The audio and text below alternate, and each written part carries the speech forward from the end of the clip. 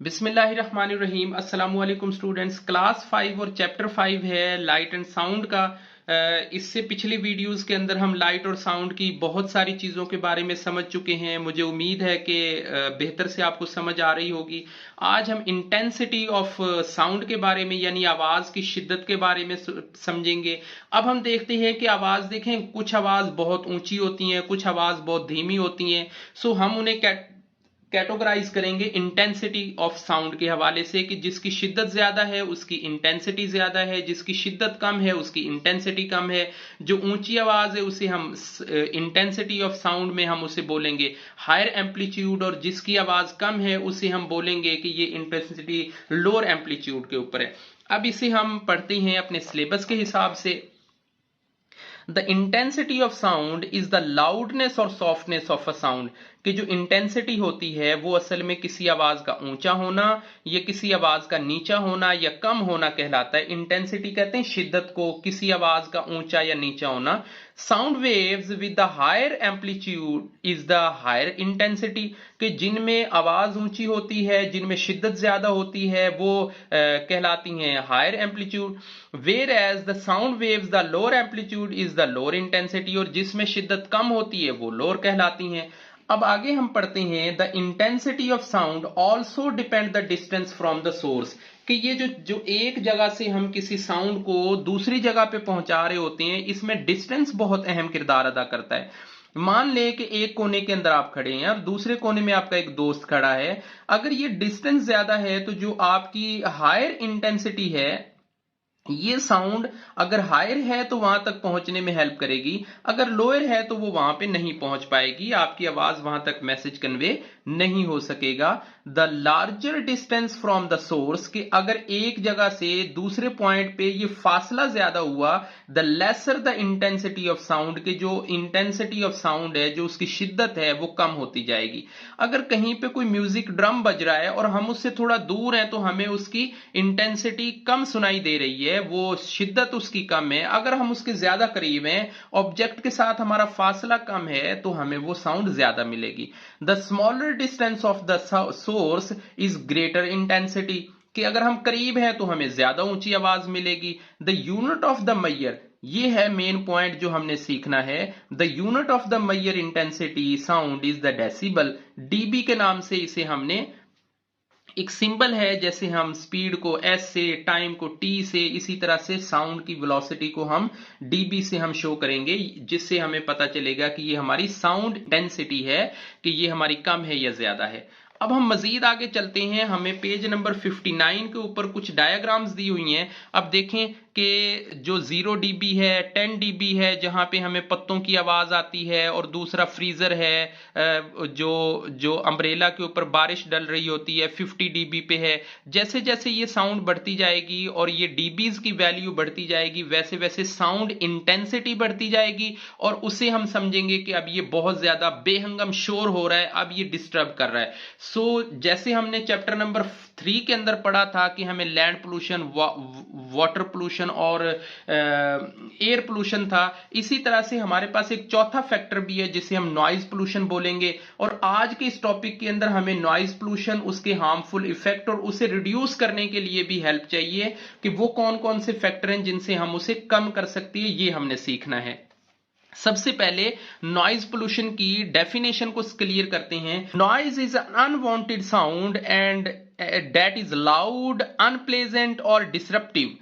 देखिए, हमने जैसे एयर के बारे में डेफिनेशन पढ़ी थी कि वहां पे जो अनवांटेड सब्सटेंसेस होते हैं, जो उनकी प्रोपोर्शन होती है, जब वो ज्यादा हो जाती है तो वो पोल्यूशन कहलाती है। यहां पे भी सेम वही एयर पोल्यूशन वाली ही कॉपी है कि यहां पे जब नॉइज है, जो शोर है, जब वो अनवांटेड हो जाएगा, जो वो गैर जरूरी आवाजें हो जाएंगी, ऊंची आवाजें हो जाएंगी, या बेहंगम आवाजें हो जाएंगी, या जो डिसरप्टिव साउंड होती हैं, जो जो खलल डालने वाली आवाजें होती हैं, डिसरप्टिव साउंड होती है खलल डाल, जैसे हॉकर्स गली मोहल्लों के अंदर आवाजें लगा देती हैं, या अचानक से कोई आवाज आ जाती है, आप स्टडी कर रहे होती हैं तो आपको वहां पे वो खलल पैदा हो जाता है, आप डिस्टर्ब हो जाते हैं, तो ये डिसरप्टिव जो साउंड्स होती हैं वो सारी नॉइज के अंदर आएंगी। So noise pollution is excessive and the continuous noise of the surroundings, कि जो हम बहुत ज्यादा किसी चीज का डीबीज के अंदर आ जाना और शोर हमारे इर्द गिर्द के माहौल में पैदा हो जाने वाला, is called the various factors, और इसके बहुत सारे अवामिल हैं, बहुत सारे फैक्टर्स हैं, बहुत सारी वजूहात हैं।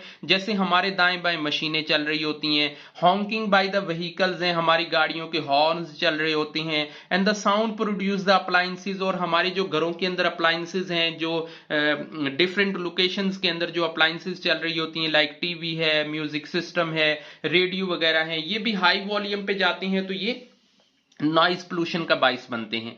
अब सवाल ये पैदा होता है कि जब ये नॉइज पोल्यूशन होती है तो इससे हमें क्या क्या नुकसान होते हैं, what harmful effects of the noise pollution, के कौन कौन से नुकसानात हो जाते हैं। So noise pollution effect of living beings, often the most affected are children, कि ये हमारी जिंदगियों में बहुत ज्यादा नुकसान पहुंचाती है, हमें बहुत इससे मुतासिर होते हैं, और खास तौर पर इसमें चिल्ड्रन होते हैं, क्योंकि बच्चे तो बहुत सॉफ्ट होते हैं, स्पेशली जब वो अर्ली एज में होते हैं।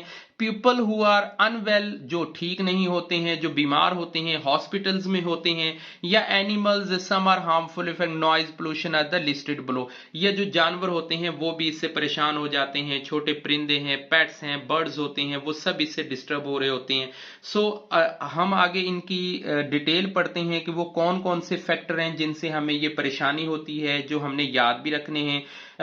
एक हमें इफेक्ट इसका होता है लॉस ऑफ कंसंट्रेशन, कि हमारी तवज्जो जो है वो खत्म हो जाती है, जैसे ही कोई शोर शराबा हुआ हमारी तवज्जो बढ़ जाती है। स्लीप डेप्रीवेशन है, कि हमें नींद नहीं आती है, हम परेशान हो जाते हैं, नींद की कमी का सामना हो जाता है, या फीलिंग टायर्डनेस एंड स्ट्रेस, हमें दबाव का सामना रहता है, थकावट का एहसास होता है, हेडेच और एरेच हो जाता है, या तो सर में दर्द होता है या फिर कानों में तकलीफ होना शुरू हो जाती है, हम कानों के अंदर उंगलियां रख लेते हैं कि इतना शोर हो रहा होता है। Increase blood pressure and nervous tension, कि ये हमारा जो ब्लड प्रेशर है, जो हमारे खून की जो गर्दिश है उसे बढ़ा रहा होता है, और हमें हमारे जो नर्वस सिस्टम है उसे भी बड़ा टेंशन दे रहा होता है, बड़ी तकलीफ दे रहा होता है। Permanent loss of hearing due to the rupture of the ear drum, कि अगर ये बार बार इसी तरीके का हॉर्निंग और सब कुछ चलता रहे तो रैप्चर होता है फट जाना, खराब हो जाना, हमारा जो एयर ड्रम है वो खराब हो जाएगा, तो हम परमानेंट लॉस कर जाएंगे, हमें सुनाई देना बंद हो जाएगा। इसके बाद इसका पेज नंबर जो बकिया हिस्सा है पेज नंबर 60 है स्टूडेंट्स, और यहाँ पे हम चलते हैं तो ये है नंबर 60 पे आते हैं स्टूडेंट्स, चैप्टर नंबर 5 का। तो ways to reduce noise pollution, के किस तरीके से हम इस नॉइज पोल्यूशन को कम कर सकते हैं। सो सबसे पहले जो वॉचिंग टीवी है उसका लिसनिंग है वो हम लो वॉल्यूम पे कर दें। अवॉइड द वैक्यूम क्लीनर वगैरह, जो घर की अप्लायंसेज हैं उनको हम बंद रखा करें या थोड़ा अवॉइड करें, कम यूज करें। Regularising the moment of the traffic, के जब हम ट्रैफिक जो होती है उसे हम रेगुलराइज करें, ये नहीं है कि हर वक्त ही बेहंगम ट्रैफिक और हर वक्त ही सड़कों पर हॉर्निंग चलती हो। Avoid the loudspeaker as much as possible, के लाउड स्पीकर का इस्तेमाल जितना मुनासिब हो सकता है उतना कम किया जा सके। हम हॉस्पिटल्स को डिक्लेयर कर दें और स्कूल्स को भी डिक्लेयर कर दें कि ये नो हॉन्किंग जोन्स होंगे, यहाँ पे हॉर्न नहीं बजाए जाएंगे। वहां पे साइन बोर्ड लगा दें जिनके ऊपर हॉर्न के ऊपर क्रॉस लगा हुआ, ताकि पता हो कि यहाँ पे जो बच्चे हैं जो ज्यादा इफेक्टेड होते हैं इस सारी सूरत हाल से, वो मुतासिर नहीं हो सकें। Getting noise, making electrical appliances repaired, और जो चीजें आवाज दे रही होती हैं, ज्यादा गड़गड़ कर रही होती हैं, ज्यादा उनका शोर हो रहा होता है, भाई उनको रिपेयर करा लेना चाहिए है। प्लांटिंग ट्रीज इन नेबरहुड, के दरख्त हमें ज्यादा से ज्यादा लगाने चाहिए, क्योंकि जब दरख्त लगेंगे तो जो वेव की फ्रीक्वेंसी होगी, जो ट्रेवल होगा, उसके दरमियान में दरख्तों के पत्ते, दरख्तों की कुछ झाड़ियां, कुछ पौधे आती हैं, तो उनकी जो फ्रीक्वेंसी है, जो वेव्स हैं वो कम हो जाती हैं। सो ट्रीज के जरिए हमें नॉइज ऑब्जर्व करने में मदद मिलती है। हमें रिड्यूस करना चाहिए है इस लेवल को, घरों के अंदर भी, ऑफिसेज के अंदर भी, कारपेट बिछा के, फ्लोरिंग के ऊपर कवरिंग करके, कर्टन्स लगा के, पर्दे गिरा के और बहुत सी डिफरेंट जो ग्लास पैनल्स हैं वो ऐसे लगाए जाएं जिनके जरिए हमारे जो साउंड नॉइज है उसकी जो पोल्यूशन है वो बाहर तक या बाहर की अंदर तक नहीं आ सके। अल्हम्दुलिल्लाह चैप्टर हमारा रीडिंग इसकी कंप्लीट हुई है। नेक्स्ट वीडियो के अंदर हम इसकी मुकम्मल कंप्लीट इसकी एक्सरसाइज को सॉल्व करेंगे। तब तक के लिए अल्लाह हाफिज, अपना ख्याल रखिएगा।